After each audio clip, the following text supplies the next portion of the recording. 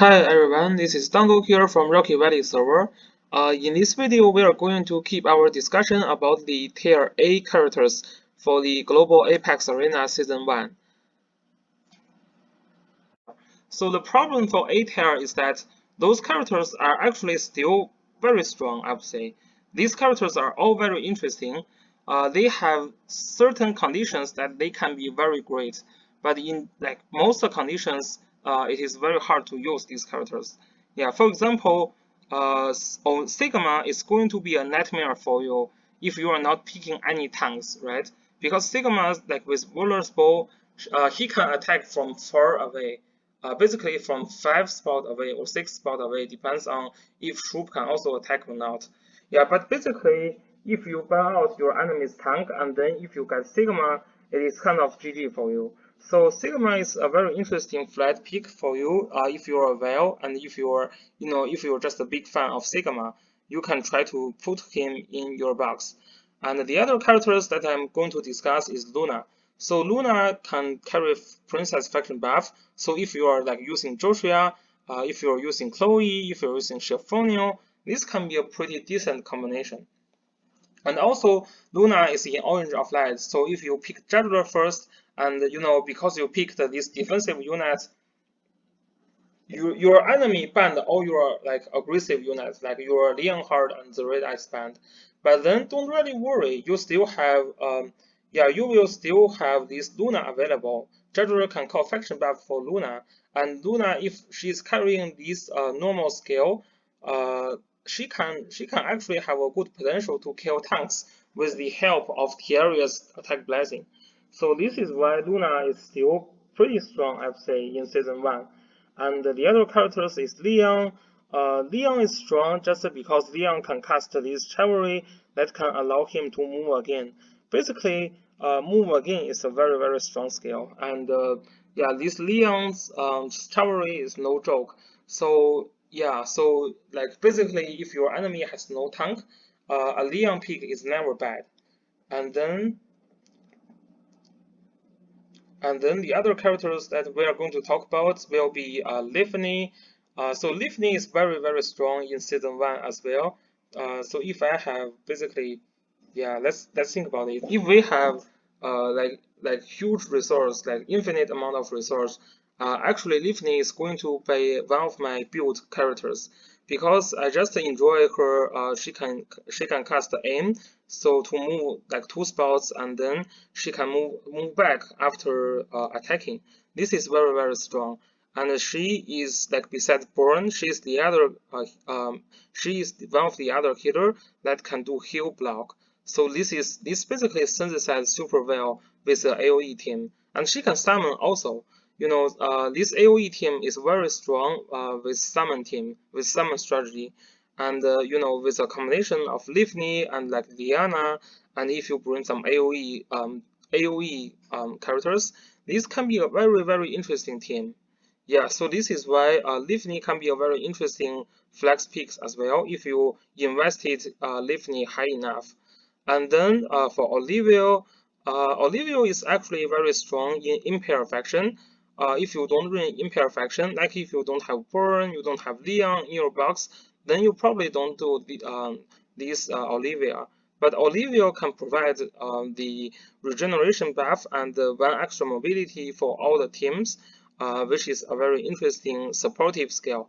And Olivia can actually also deal significantly amount of AoE damage from his AoE skill, which can also, disable move again from your enemy. So Olivia is also very strong in season 1. Angelina is very strong as well. It's not, strong as the similar tier, as the like S level tier, but still very strong. The reason is that Angelica is basically your very consistent breeds buff because of the alternate that she can use. Basically, you can always move up your characters with like Angelina. For example, you can use a combo of Angelina and Leonhard, and you can use a combo with like Listel and Angelina and Listel. So basically, yeah, you can just do alternate and move up your Listel or Leonhardt, and then they can follow this AoE attack easily. So this is why Angelina is very strong. Yeah, and yeah, let's talk about some of the other characters here. For example, Matthew is very strong because Matthew is 8 here just because he can call faction buff for lots of the best characters in this game. We know that Ritual is very strong, but what's the problem for Ritual? Ritual is only, with the same faction with land use besides a protagonist. So the problem for Ritual usually is that she will not have faction buff. For example, if I ban your land use, you may still like pick Ritual later, but then you have to carry a ghost spell and use it on Ritual herself. So this actually has a huge limitation on how do you use Ritual in this like in the PvP battle. Yeah, but if you have Matthew in your team, then problem solved. Matthew can call faction buff for Sakura, for Leon, for Sakura, for Richard, for this Landius, and for Alvin. So all these are very very strong units. He can also call faction buff for Tiaris. Yeah, so basically, yeah, if you are going to pick Matthew, in most of the case, he will be needed to call faction buff. And then Jessica, the reason is just because, similar to Alice, Jessica is a supportive healer that she can teleport. Her teleport is not as strong as Alice, but her teleport has higher range, and uh, and it is kind of easy for a free-to-play player to build a very good Jessica. And Amanda is also a very strong healer. Lots of characters in this game provides huge fixed damage. For example, Listel fixed damage dealer, Boron fixed damage dealer, and also Joshua is a very strong fixed damage dealer. So basically, with Amanda, you can prevent this kind of fixed damage very easily. This is why she is also available for you to choose.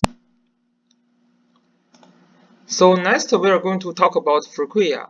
So Freya is actually a very strong assassin, and what she can do is that she can switch position with your tank and then act again and kill your squashy units, including healers and mages. So this unit basically has a very interesting move again ability, so this is why she is very strong. But the limitation is that, as a very good player, you should be able to predict what Freya is going to do. And then, yeah, because like her move, I mean, if she did like exchange the position with your tank, then you probably are going to have some trouble, especially after if she indeed kill your healers and mages, that can be game changing. But for good players, they know what Freya can do, so they can really just predict what is going to happen, and just be careful with positioning when fighting with Freya. So that the ability to switch the position with tank and then move again and kill scratch unit is very strong. But then, for a very good player, this kind of play is really going to be very successful. So this is why Freya is only A tier instead of a higher tier. And then we are going to talk about Letitia. So Letitia is actually basically very strong and synthesized well with a rush team. Rush strategy is still very strong and useful even for higher level PvP battles. So if you want to basically like focus on building a rush box, Letitia is actually one of the characters that you must include in your box.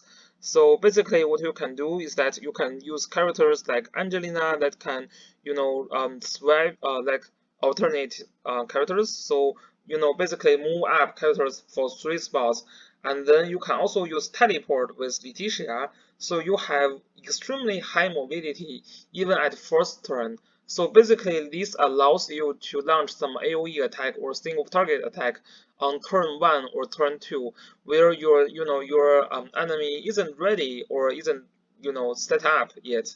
So if you can find some kills even before your enemy set up, this is going to be a huge advantage. So Letitia is still very useful for a rush team basically.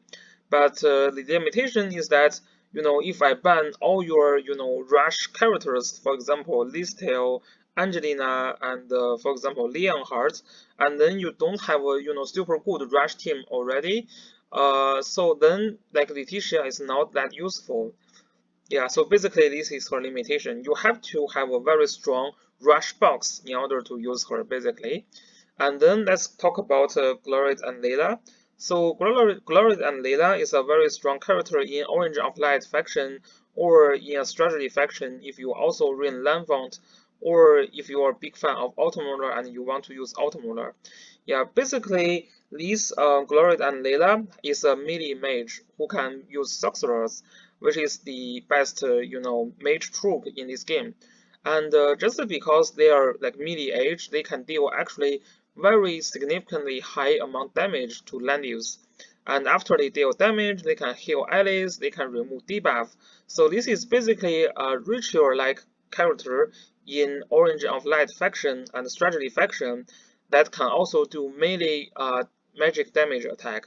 This is why Gloried and Layla can be used. They are like not as strong as Ritual, but they are still very decent choice for Orange of Light player and strategy player. Yeah, so this is the first part of the A-tier characters for Global Apex Arena Season 1. In the next video, we are going to cover the rest of the A-tier characters, and then we are going to discuss some of the B-tier and C-tier characters. So that's all about this video, and see you guys in the next video. Peace.